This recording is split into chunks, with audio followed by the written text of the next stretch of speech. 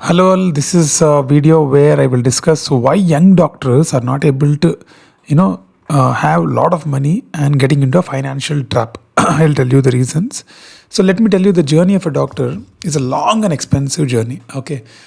See, if you can question me saying that if people are studying in government colleges are not actually spending a lot of money for their education. I don't agree because, see, even you're studying in a government college, you compare yourself with engineering friends of yours, they are starting to earn at 23, 24 years of age. You are starting to earn at 30 years or 31, 32, and 15 years of education is what you are putting in.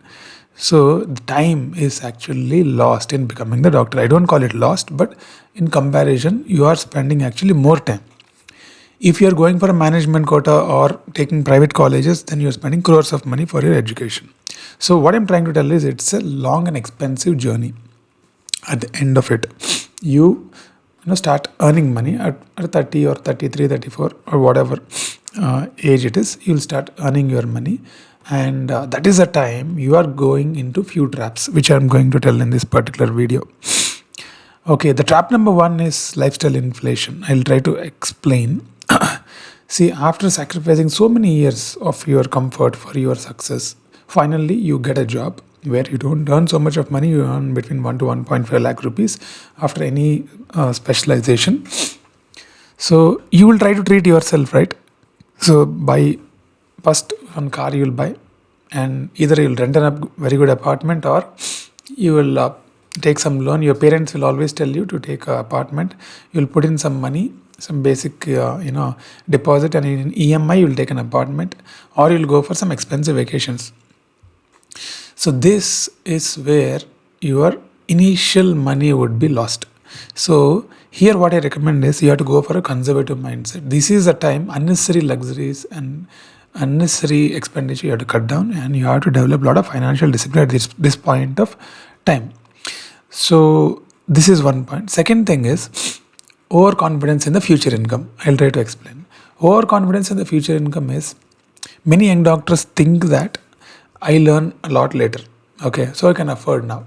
But the reality is the competition is so high that not everyone is going to get the desired end result. Okay, I told you in many videos the competition is building, so only 30 to 40% people are actually succeeding and reaching that crazy salaries. The rest of the people are actually not reaching there. So try to understand the mathematics and then assume that you fall in the other 60% who is actually not going to the crazy salary packages. You can only earn in moderation. So you have to plan your life in that way. And so what you have to do is you have to control your expenses, save a lot of money, and plan very carefully. Okay. So and then number three is societal and peer pressure. So what happens is you want to actually everyone wants to actually look on par with our peers. So if they're buying luxury gadgets, if they're buying iPhone, if they're buying some luxury clothes, or if they're actually wearing some blazers, and even everyone wants to do that. There is no harm in doing it. But what I tell is, even that can drain your finances, and even that is a very, very, very worst decision according to me. You have to actually live in a very, very lower middle class style, even if you earn good amount of money after your post graduation, and then save all that money in the way which I'm going to tell you now. For example, if you earn 1.2 lakhs, I took an average of 1.2 lakh salary. If you took 1.2 as a salary, how to actually invest is what I'm going to tell you now. If you're married, okay, and if you're having a kid or something, then 50% of the income will go for groceries, utilities, and then day-to-day expenses and all that. Okay, so 60,000 is finished, and you're left with 60,000, right? In that again, and some kind of entertainment should be there, no? Some basic movies and travel and some hobbies. If you have all that, another 12,000, 10% of your income you can spend on that. So that's like 12,000 rupees, and rest of the income is in that rest of the income. So 10% should go into emergency fund. That is 12,000 rupees. Every month you have to save in emergency fund, because it is the amount of money that you'll use if some crisis happens, and you should invest that money in liquid mutual funds. Okay, because liquid mutual funds are actually a kind of cash investments that mutual fund companies do. So you just put in your money, 4 to 5% of interest you would get, but it never falls down or increases. It will stay there. So that will be your emergency fund. So liquid mutual fund. Okay, there's so many liquid mutual fund, HDFC, and so many are there. You can go into something and buy. Okay, and then 30% of income is still left. The 30% of income is 36,000 roughly. That you have to invest very carefully. Here you have to go, according to me, first 50% of that 36,000 should go into mutual funds via SIPs. Okay, there are different types of mutual funds. You can go into eyes closed. The best is always the index fund because the expense ratio is very low. Expense ratio means when you actually try to encash it, the amount of percentage that they take is very minimal. 0.3, 0.4% is what they take.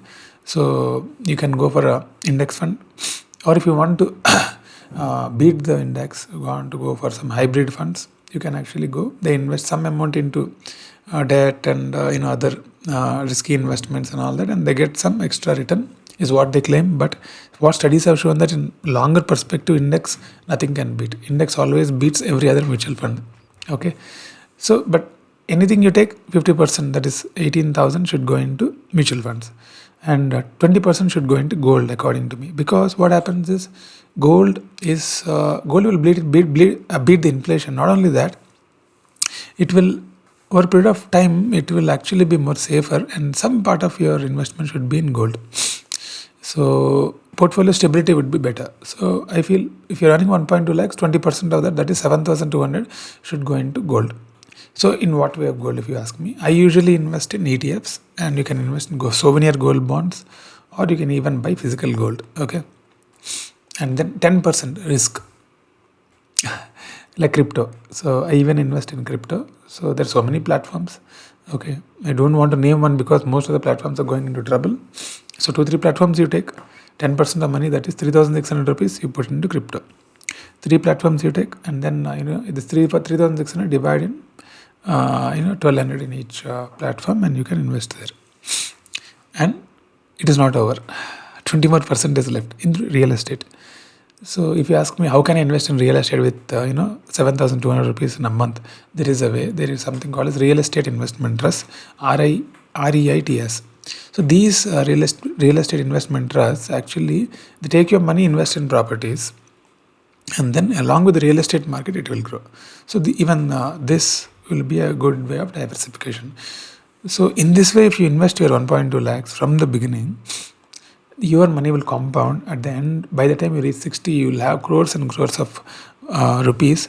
And why I'm doing this particular video is the money that you save in the initial part of career will actually compound, not the money you earn in the later part of career. So I want you to actually save the money and invest in the way which I told in the initial part of your career, rather than showing off with all the expensive gadgets, iPhone 16 Pro Max, and then all that is total utter crap according to me. You don't know the hidden cost of being a doctor. I'll tell you now. The hidden cost of being a doctor is that there are so many exams that you need to write. For NSRS, that is IDAC. IDAC is like not a simple exam. First part, you have to pay some fees, and then you have to go to the other country to write second part. And if you want to go to USA, USMLE costs lakhs of rupees. And physicians should write MRCP, pediatricians should write MRCP-CH. Every exam is damn expensive. You have to go to, they extract a lot of money from you. And to retain your license, you have to actually attend CMEs. Certain points are there. It depends on each state will have a certain different number of points. Attending a workshop in another place will easily consume 20 to 30,000 rupees, because now the registration charges are crazy high in all the conferences. Any conference register, it will be like 15,000, 20,000 is the registration fees. Travel cost, membership, accommodation, and all that. If you pay 30, 40,000 is minimum. If you stay in a hotel, if you plan to stay in a 5-star hotel, which I don't recommend, it will be even more high. Then you have to take indemnity insurance. Indemnity insurance, what I take is around 2 to 3 crores. So you have to pay 20, 30,000 for that. But you can take minimum 1 crore, which will be around 10 to 12,000 or up to 15,000 maximum in a year. And if you are planning to actually buy some good gadgets and laptops and all those things to help your practice, then even more. And then if you are planning to set up your own practice, you need to rent a clinic and then buy medical equipment, basic things, pay the staff salaries and all that. That's even more. So being a doctor itself consumes a lot of money actually. So on top of that, if you're actually spending a lot of money, then you'll be you'll end up with having no money in the end. So financial discipline is the most important thing that you have to learn after your PG.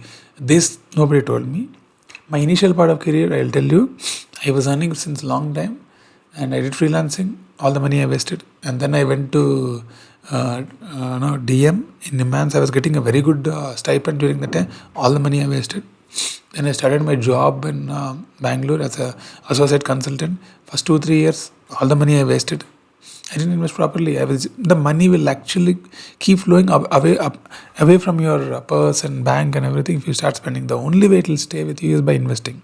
Okay, and then after that I realized. Then by that time, sweet 10 years I wasted. I don't want you guys to do that.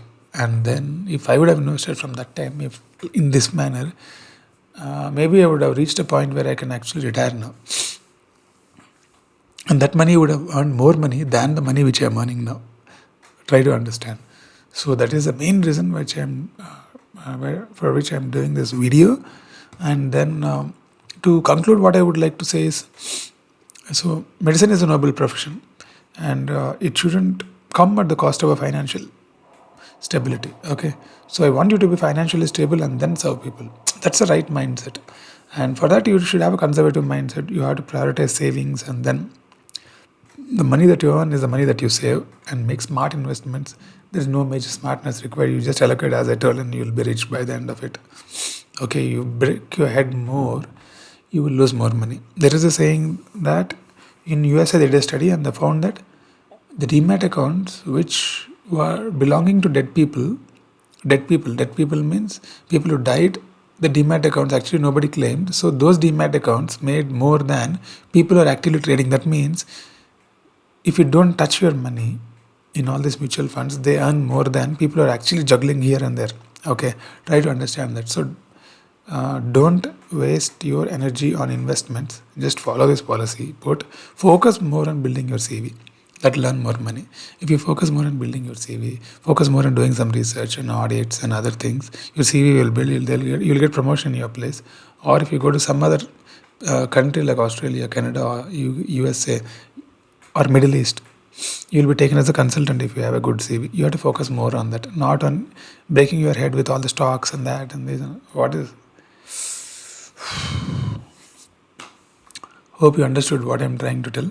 So I want my followers to be, very conservative. At the same time, aggressive in your career, aggressive in your CVs, aggressive here, very passive in investment. Just follow some basic principles which I told. Invest, and then aggressive in the career, aggressive in building CV, and more patient commitment, and then more patient satisfaction, better results. You will succeed in your career. Thank you very much for following the video till now. Bye.